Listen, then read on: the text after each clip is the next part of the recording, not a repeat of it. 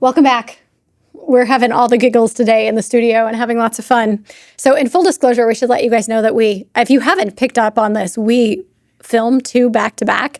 So if you notice, you'll never know guessing looking at my outfit, but you might notice looking at Nar's. What? Doing what? That we do back to back, and because you've got the same outfit in for 2 podcasts. Yes. And I said, you'll never guess because of mine, because I'm wearing all black, which this morning I woke up and I was like, oh, I've been wearing so many regular clothes and everything. I actually got to go in my closet and grab my black outfit. But I was so grateful. I was like, crap, I have a half an hour. Okay, so this leads me to many conversations I have with people sitting in my chair. I refuse to wear leggings anymore. I don't do them anymore. Okay. Because leggings are my lazy, I don't give a fuck kind of days. Okay. And I'm like, no, there's so much cute stuff to wear out there. I follow all the Amazon. Okay. So I love Amazon fashion. I love it. All the basics of Amazon fashion is the way to go because you could still look very chic and cute, but be very, very comfortable. So I remember when I was a little heavier, we talked about this. Leggings were my go-to because it would suck everything up. I don't do it anymore after the GLP-1s because now I'm like, okay, I can wear something cute and not have to worry about having flubber or whatever. Not that there's anything wrong with flubber, but I actually take my time. I pick out what I'm going to wear. Do you remember when you were a kid, did you do this? Before going to school as a kid, would you lay out your clothes? Yeah. Do you do that now as an adult? Me? Yeah. Yes. Oh, I don't do that. I'm like last minute, let me just fashion is not my thing. I'm literally the one though that's going into my daughter's room and saying, and it's wonderful.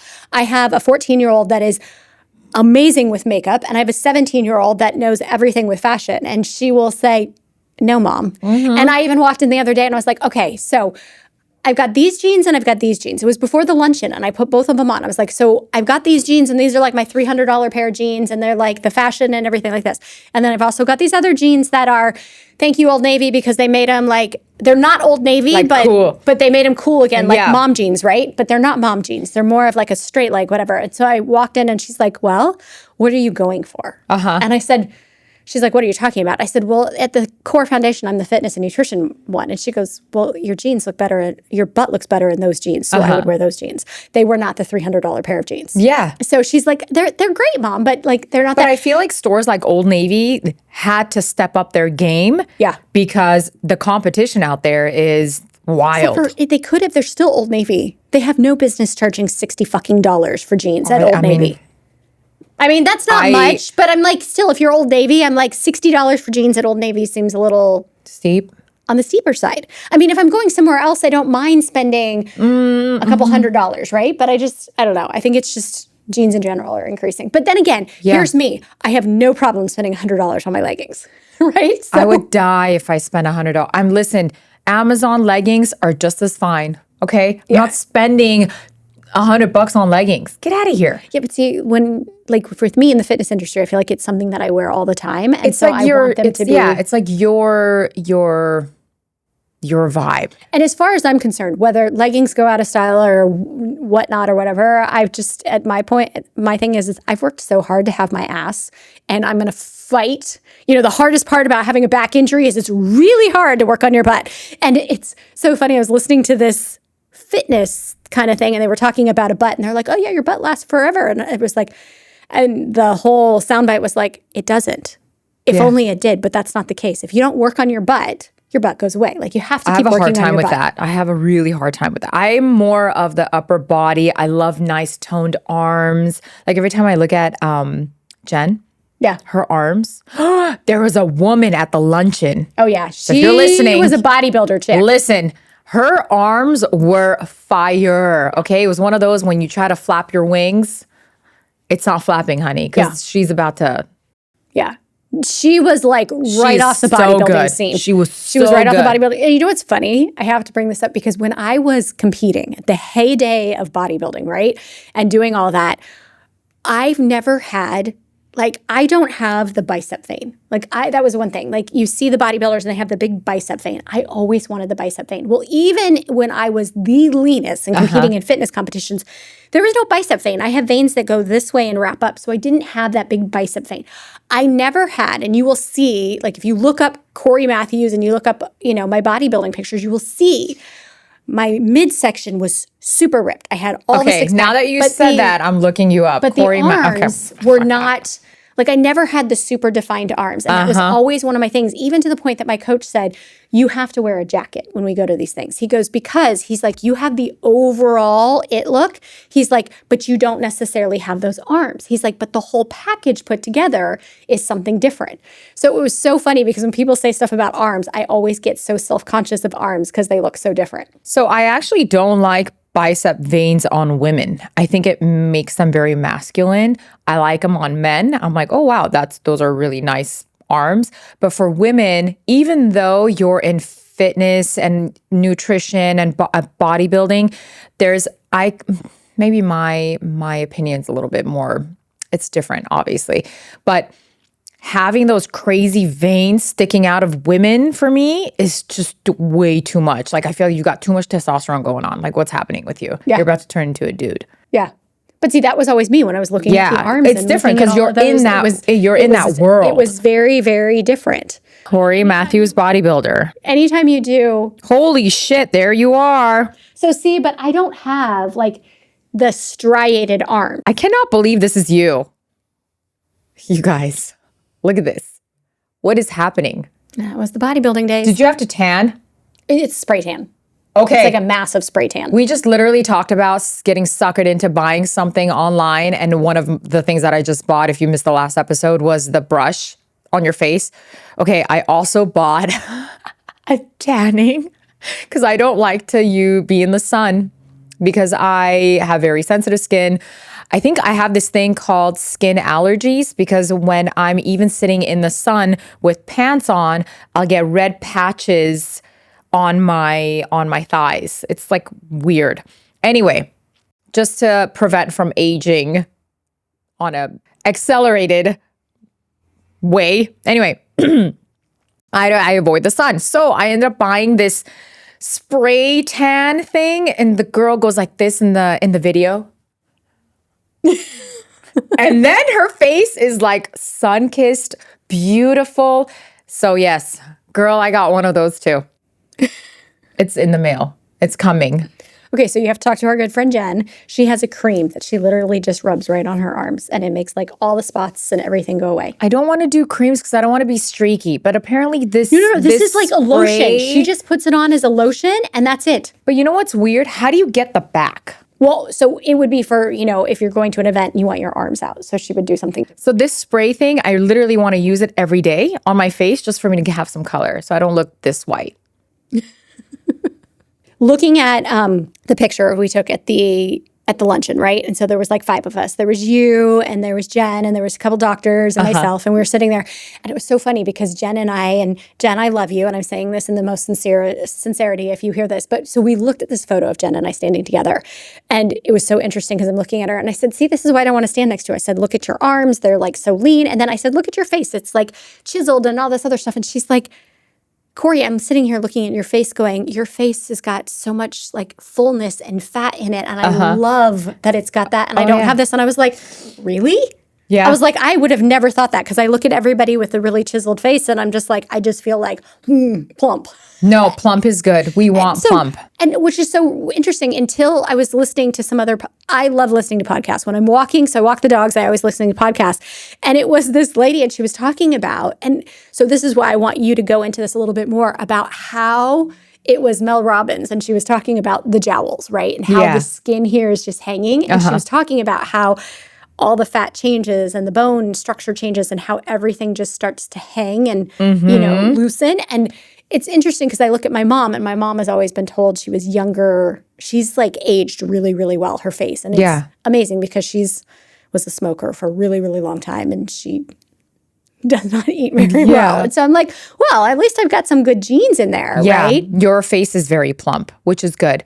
So aesthetically speaking, when someone comes into the office, we want to strive for like the heart shape. That's considered like the youthful heart-shaped face. So you're more narrow at where your chin is. So you're more narrow and then your cheekbones are really high up. So as we start to descend, it kind of does like this inverted, or it actually does like a triangle where you're more narrow and then wider at the base of your face. So that's where the jowling comes in.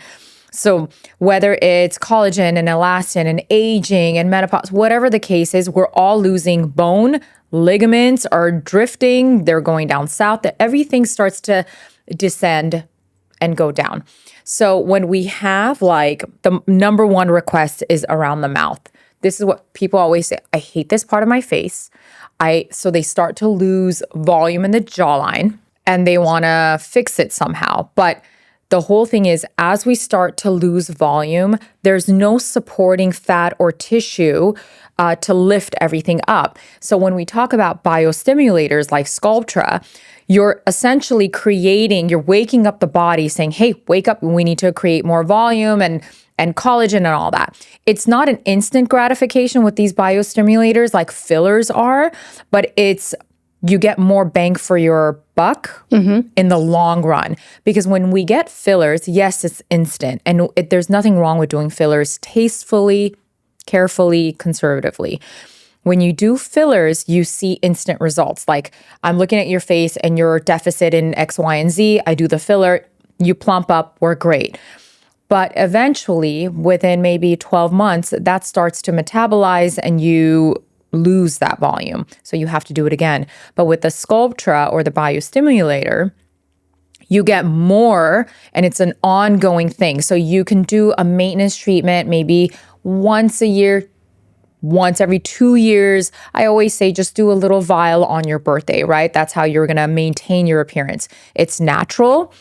You allow your own body to create that collagen, but you just have to have a little bit of patience. So if fillers are not your jam, there's other ways of doing things and moving about the aging process, like jowling, the under eyes.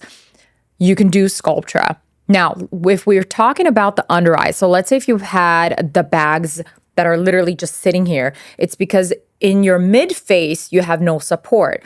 So where does that fat go? It just goes down because you have nothing here. So it's like more prominent. But when you create volume in the mid cheeks, it helps to push this back up.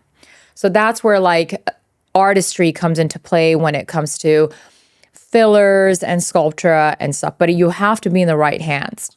You can't just go to Groupon and say, hey, someone inject me. You're going to look ridiculous. So if somebody does say, like, it's this spot that they hate the most and they come to you, what do you usually... literally had someone come to me and she's not only is she aged, but life just hasn't been treating her very well. You can see it on her face. So she's like, you know what? This is when I have to turn the corner and I got to do something. So what did we do? We did, so if you remember me saying that the jawline also loses, right? Your bones are losing the volume. So essentially we went in and I created on the side of her face, I created volume by mimicking bone with fillers. So I did fillers all through here and here to help snatch this back. So when you're creating volume here, it's kind of scaffolding, right?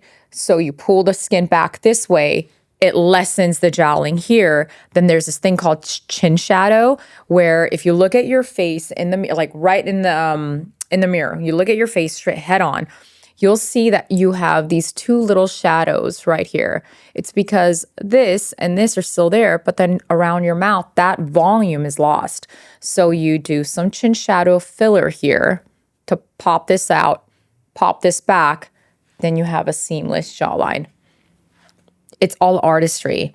So when I say to someone, you're going to need X, Y, and Z, and I know it's very overwhelming to hear a provider say this, you don't have to do it all at once. Just very, very little. Like even this and this made a huge difference in her face.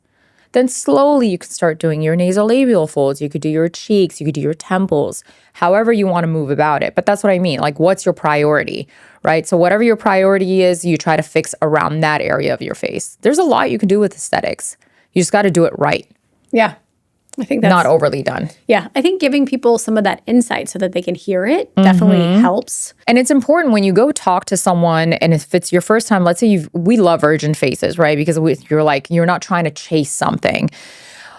Having that rapport and that conversation during your consultation is super important, because they're going to have to lay it all out, whether it's skincare, Botox, fillers, Sculptra. Let them tell you what you need, And then you can choose based on budget, what your priority is. Then you can move about it. Because with aesthetics, you guys, you could always add more later, but just at least have a base, have some sort of foundation. And what I love about, let's say within my work, I love treating, and I had told you at the luncheon, I shared this with you, having to treat faces that are in their 50s, even late 40s, 50s, even 60s. I love it because they have realistic expectations. They're not trying to look like they're 25. They're just trying to get a little zhuzh that I always say. I love that word because it hits home, right? For everyone. You just need, like, you got a ton of sleep. You just went on vacation. You came back home and you're like, wow, I look totally refreshed. I do it on men too. A lot of men come to me and say, I look so fucking tired. And I do a little bit of treatment on them. I don't blast it on social media. Men I feel like are a little bit more shy, and they're shy of, like, they don't want to get judged. But a lot of men do all of this very little lateral, right? You don't want to feminize them. My poor husband keeps saying, he's like, just because, he turns 50 this year, and he keeps saying stuff like, we'll take photos together. And he's like, can you not put that photo out? I look like a cancer patient. It's like, oh my gosh, because he's bald, right? And so he's like, don't use that one. I look like a cancer patient. And I'm like, yeah. I'm like, lately, it's like you stand next to us, he's had whatever his midlife crisis is. And so he's gotten back into the gym and really, really working out and whatever. But I see his face looks a lot leaner. And so it's like the two of our faces together. I'm like, we have to make sure we pose this right. Otherwise, I don't know why I keep saying, but it's like, it looks like I can eat you because I feel like I'm so much bigger than you. But it's really interesting. A lot of things. So this leads me to a really good point. So I had just done an Instagram reel, and I did not expect 274,000 views on this. And the comments, Corry, were coming in hard. Most of them, I want to say 85% of them agreed with me. And the other ones were just trolls. I'm like, get the fuck out of here, dude. Like, literally, if I can sit there and say half the shit that goes in my mind onto the internet, I would say it. But I don't, because I know the backlash for me is not worth it. But I couldn't bite my tongue on this one. So I had recently done a post on Kelly Osbourne and the gaunt, skeleton-like face she has. And yes, she's grieving Ozzy Osbourne's death, her dad, who she was very close to. But my whole point of this whole video wasn't about the way she looks. It was a little, but it wasn't about that. It was about the people surrounding her and telling her, you look good, and enabling her to continue on whatever the fuck she's doing, whether it's GLP-1s, drugs, alcohol, painkiller. I don't know what she's on, and I'm not claiming to know what she's on, but your skin and your face is telling me a story. And that story is, I need help, whether it's grieving the loss of my dad, or I need help with whatever I'm putting in my body. Corry, have you seen her latest photo? And my mouth dropped when I saw this picture at some Brit show, so award ceremony she was in. I was like, wait a minute, is that Sharon Osbourne or is that Kelly Osbourne? She literally looked like she's 60 years old, gaunt skeleton. Literally, it was skin and bones.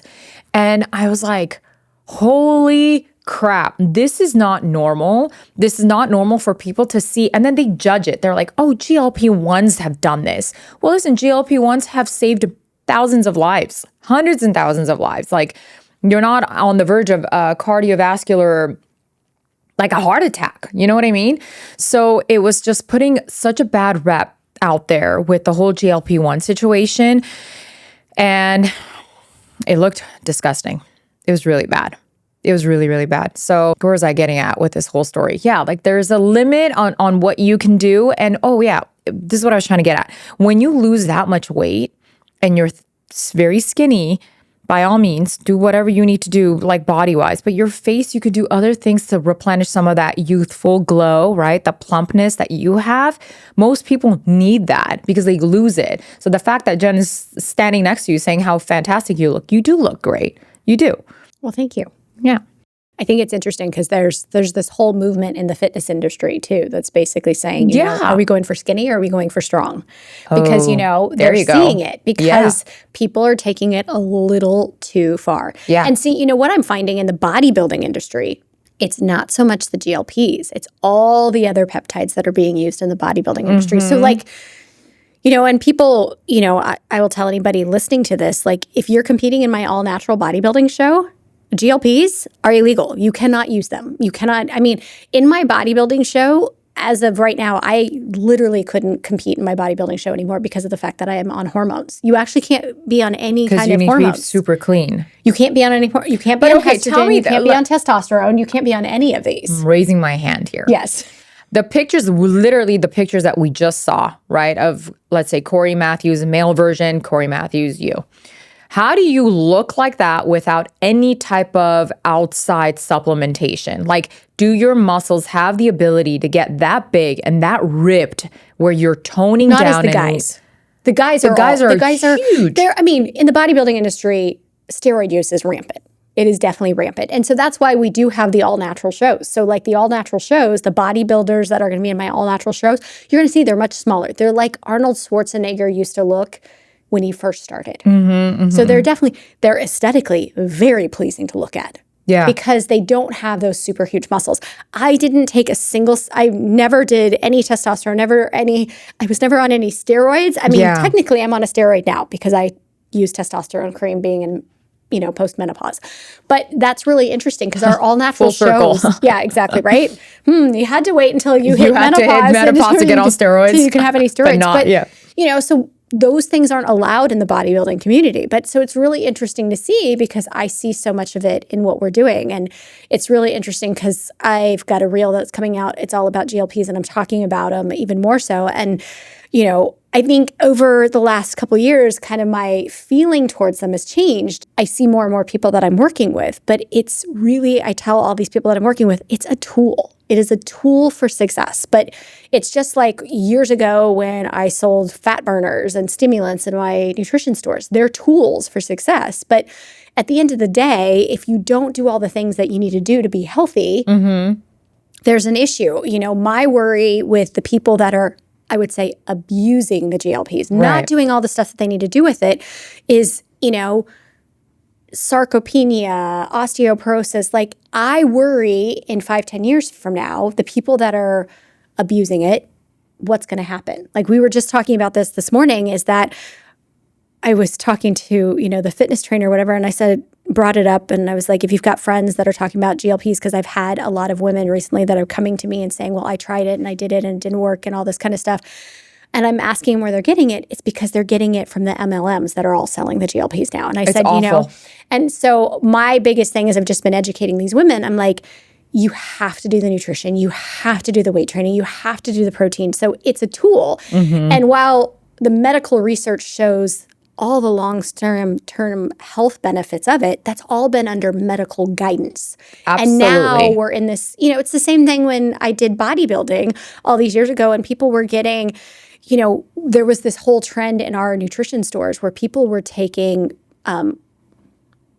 pro-hormones. So basically it wasn't the actual testosterone. Tren was one of them, and it was these whole anabolic precursors. Well, it's the same kind of thing that's now happening with the GLPs. It's not the actual, you know, before it was the testosterone steroid. So here was kind of a pro-hormone that it kind of does the same stuff, but there's not as much regulation on it. So I've just been telling people, make sure you're with somebody that knows what you're doing, make sure you're doing some lab work, make sure you understand all this, but then I just keep telling everybody, for the love of God, please do all the other things that work with it. Well, it was the same thing with that woman that shared that very sad story about how she had a friend or something that was on the GLP-1s, and then, but she had an underlying issue with the heart, and then she ends up passing away. Now, was the GLP-1 the precursor? Like, I don't really know the medical history, so I can't speak on it, but my whole point was, when you get this type of drug online and it's not regulated, you're not seeing a provider, you're not getting weighed in, measurements, blood work, like those are the little things that we are responsible in helping guide you. All you need to do is take care of what you need to take care of at home, which is eating your nutrition part of it. So if you're just getting this online as if you were getting the brush that we use for our lymphatic, that kind of stuff. It's some serious shit. You're literally injecting yourself with medication. You need someone to help guide you. And even if it's $50 to $100 more a month, by all means, do it so that you're safe and you're not on your deathbed. Because at the end of the day, we don't know the long-term effects of these. You can take the medication safely, get to a certain goal or whatever your goals are, and not just with weight, but physiologically what's happening with you. Get to it responsibly and then come off of it. Yeah. Don't just get it on It's the social media posts that the ones that drive me batshit crazy is the one I saw the other day. And it's this girl, she's laying by the pool and she's like, I started a GLP. I lost 15 pounds. I didn't change any of my eating. I didn't lift a single weight. And I'm looking at her going, and you are the fucking problem. Yeah. You exactly are the fucking problem, because it's really, I feel like so many times it's people are abusing it. There's so many women in my circle that I know of, and they're like, we just went for, we were all hanging out, and I overheard somebody saying, oh yeah, I'm microdosing it, just because, I want to use those 5 to 10 pounds. So when I drink a little too much or I've had a little too much to eat, I'm like, yeah, I get that that's what people are doing with them. And I get that we live in LA, and so there's a lot of differences there. But, it definitely, it ends up what gives something that could be a really beneficial tool for people that have struggled for so long such a bad rap. And that's what just drives me crazy. And so I just tell people, I'm like, please do it responsibly. Please make sure that you're doing all the other things that you need to be, because I'm scared in the fact of, it's only been around specifically targeted at weight loss for a little while, like the last 5 years. What's going to happen? And I think there's going to have people that are going to be really great success stories because they do it the right way and the way they're supposed to. And then you're going to have the rest of the world that's going to do it the horrible way. And then a tool that's helped so many is going to become something that gets shunned again, and people don't want to, they're like, oh, you can't use that because it's bad. Exactly. There's two very opposite. It's either you do, and that's the thing. I feel like, listen, I love Los Angeles. I love LA. I love living here. But I do think it's one extreme or the other extreme. It's like, so then someone who lives in Maine, right, wants to do this, or in the middle of Wyoming wants to do this. They're looking at LA and saying, holy crap, I'm going to look like this if I do my Botox. I'm going to look like this if I do GLP-1s. Why? We have like this crazy standard that we're setting, and people other than California are going to look at us and say, well, shit, I don't want to look like that, but it could be beneficial for them. So. And what's interesting is when I live here in LA, there are days where I just feel like, oh my gosh, I feel so fat compared to like all the other people around me. Like I look at that. And then it's like I go back East Coast and I'm sitting there and people are going, where did you go? Like, you're so tiny. Why are you so tiny? And they're like, oh, that's right. You live in LA now. And it's just, so it's this weird dynamics of things. But, it was really amazing. I had this brand new client and it was the coolest thing. I talked to her on the phone and she said, I met you 5 years ago. Is this from the lunch? You met her again at the luncheon or no? She just basically was, I guess, part of my email or whatever and said, I met you 5 years ago. And she said, I have watched you. And I knew that this is what you were doing with fitness and nutrition. I knew you were talking about hormones there.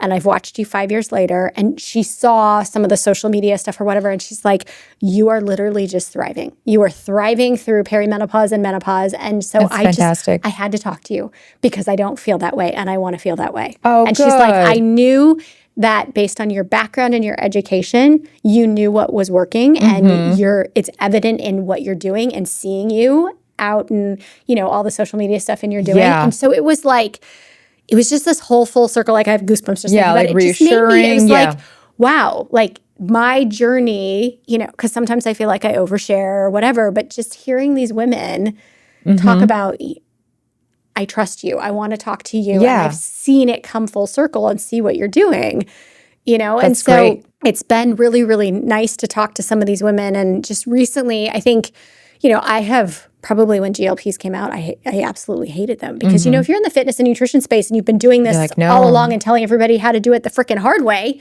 and now here's something that comes along and it makes it easier. Oh, yeah. That's hard. Now people are coming back to me and they're saying, I'm losing muscle or I don't like this. Or the biggest one I've gotten recently is I'm doing the GLPs, but I'm not losing weight. And I look at them and I'm like, well, what are you eating? And they're like, well, I'm not really ever hungry. I'm like, that's your problem. Every bite you put in your mouth has to count for something.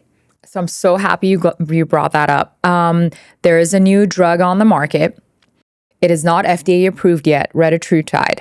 Okay, so you got the semaglutide, which is your Ozempic brand name. Then you have your tirzepatide, which most people are because it's really easy on the GI. So the side effects of nausea, vomiting, all that jazz is much, much less. And it's 2 receptors telling your brain I'm full versus the one with the semaglutide.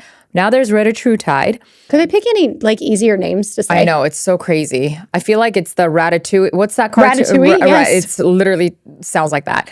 So a lot of these MMA fighter guys of the sport, I don't know if you're into that stuff. I'm not, but they don't want to lose muscle.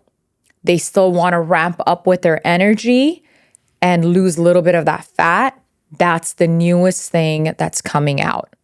I'm not offering it just yet. I just need it to be FDA approved. I would feel more comfortable doing that, I think, but I don't know. I'll see when I'm going to bring it onto the practice. But so now when you say people are reaching out to you because they're on tirzepatide and they've been losing fat, because I have people that come in that do this and they're like F45, HIIT training, like that kind of thing. And they say to me, Nar, I feel like I don't have that strength anymore. I'm losing the muscle. Now retatrutide is coming into the picture and saying, hey, now we're fixing this problem too. So it's another tool to add on to it's a whole different wave. I'm actually excited about it. I'm actually really excited about peptides. Yeah. I think it's great. It sounds just like clenbuterol and Winstrol. What's that? From the years of bodybuilding. Drugs that they used on horses. Oh, just fantastic. They were all the rage with bodybuilding because it was exactly that. You take them, you lose body fat, but you maintain all your muscle. I mean, sign me up, honey. Where do I go for that? No, I'm kidding. But yeah, I don't know. We'll see how it is. I have to do a little bit more research on that and see before I put anyone on the crossfires. Yeah, it sounds like it will definitely be something that will end up in the bodybuilding industry, I bet. Oh, yeah. That'll be a part of it. And I wouldn't be surprised if they're probably finding it right now as it is, because some of the things that come, I mean, what was it, 15 years ago? I had people coming into my nutrition store and they were telling me about the peptides they were on. So this stuff has all been in the bodybuilding community for a really long time. And I'm glad that you said that the woman that had been following you for 5 years and it's full circle for you. So the social media posts that we make, right? Whether it's you being vulnerable and having a meltdown or you just talking about just anyone in general, like having the struggles of toddler life or the fertility issues that we have, all that stuff. Like I was talking the other day about, let's just say, the Osbournes and the influence that they have on everyone. You need not everyone's going to agree with you. And there are going to be trolls out there that'll talk shit about you. They will hate on you. Just speak your truth. Always speak your truth. And when no one wants to say anything because they want to just sit behind the computer screen or on their iPhone and just people watch without actually saying something, the fact that we have the balls to say it is what makes this different. So I'm all for it. I don't care if I get hate online. I really don't. I don't give a shit what you say about me online. But at least I'm saying it. I'm saying what 85% of the population is thinking. I'm just using whatever small platform that I have to say it. So I think people need to be a little bit more outspoken and not, oh my God, am I going to hurt this person's feelings? And obviously we don't want to be bullying people and we don't want to talk shit about them and we want to be kind with our words. But we also want to speak up and say, honestly, you guys, I will share this. I had someone comment negatively about what I was saying, about how fantastic she looks online. And I was like, you're the freaking problem. Turning a blind eye and saying she looks amazing when clearly there's something wrong with her and the way she looks or people that look like her. I clicked on his photo to see I don't know. I mean, I was trying not to get sucked into it, but I clicked on his photo. It's like, dude, I'm not even going to say what I really want to say right now, but just looking at you clearly have issues yourself. Try to figure out who you are as a person before you come and troll someone else. I mean, whatever. You're saying stuff that people want to see when you start saying stuff. Oh yeah, it was good. And I'm really happy that the majority of the people were actually agreeing with me. Some of them were actually they were agreeing with me, but they were mean about it. You know, I'm like, oh, okay, well, I didn't say all that. I was just saying like, you guys take some responsibility. Yeah. But yeah. Well, and the thing is at the end of the day, you know, we had, I don't even know how many years ago where, you know, you looked at the supermodels and they were sticks and like size Kate zeros Moss was the ideal model. Kate Moss, and, you know, being 90 pounds. I feel like we've done so much to get away from that. Oh, and now we have, once again, it's the whole thing. So when, you know, and I keep talking about bodybuilding because it's just the similar parallel lives of this. It was back in 2000, 2005, in that time frame, people were using ephedra. So ephedra is, you know, it's for bronchial spasms and stuff like that, asthma medicine, whatever. But ephedra also, if you take it with like aspirin and caffeine, it can help you also like really get lean. Up, yeah. But it was, you know, I had a client at one time and it was, you know, he had started taking it and he's like, well, if 1 is good, then 2 is good. And if 2 is good, then 6 is better, right? And he got to the point where I'm like, you're literally like your liver enzymes are failing. Like you have got to stop taking this. Bad. Like you can't do this. Yeah. And I feel like that's kind of, we're in this verge of it again. Well, if, you know, if I can take it to lose, you know, I'm 50 pounds overweight and I can lose the 50 pounds. Well, now if I'm average size, but I want to be a little leaner, I can take it and I can just get a little bit tinier, a little bit skinnier, a little bit skinnier, and a little bit skinnier. But again, when you have these people that are in prominent spots and places and people are looking up to them, you now have the people that are like, I want to look like them. Right? And so I'm always, like in my household, I'm always trying to be really cognizant of what I say with anything with weight because I've got 2 teen daughters and I want them to, you know, they have just, in the last 3 months, it has been hardcore. We've jumped on the bandwagon of, luckily they're soccer players, so they want to be fit and they want to be stronger, but they're looking at me going, how do I see my stomach and how do my abs? And, you know, they're pulling up pictures of people online and I'm like, you know, luckily I feel like they've had enough of a good sound upbringing in terms of what we're looking at, what's healthy, because the images they're showing me, okay, you can get like that. That's something you can do. So it's funny that you say that because when we're dealing with children and them having such access to all this stuff online, it really does something to their self-esteem. And we have to be so careful. Like I was watching the news not too long ago about how brands that are in, let's just say Sephora, market these little children with pink hearts and pink flowers and something right in their faces. And they're maybe 11, 12, 13 years old. They walk into a Sephora with a bunch of their girlfriends, like teeny bopper shit, you know, like cute little things that they want to do. And like, let's go to the movies, let's go to the mall, let's go to Sephora, right? And Sephora was actually on the news because they were targeting these little teenagers with hyaluronic acid. Like, girl, you don't need hyaluronic. You're at optimal prime with like hyaluronic acid in your face. You don't need to buy it. But it was just such a marketing tool. And so when they see the things that they freaking A, my little 2-year-old online, right? I do not let her watch this ridiculous show. And she's, for some reason, wants to watch and she knows it by name. And I refuse to, and I literally go to the history and I always delete. I don't want her to be exposed to it because it's like this little girl on YouTube doing makeup. You don't need to be doing any makeup. Your face bare is beautiful the way it is, right? But imagine if they're targeting little girls like that with the brain capacity of like such limited brain capacity where they can't even compartmentalize what their emotions are. They're targeting adults too, right? So the filters that we use, oh my God, I want my clear skin and a little bit of, you know, zhuzhing of my lips and like have it. We filter that because in the back of our minds, we still want to look like that.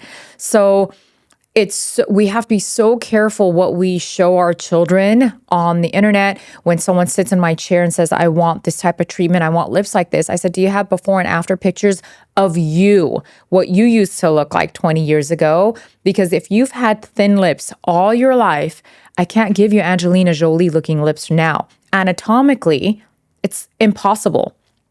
without you looking stupid. It's impossible if you want it done right. So don't go on to some like filter that you use to have like that type of face.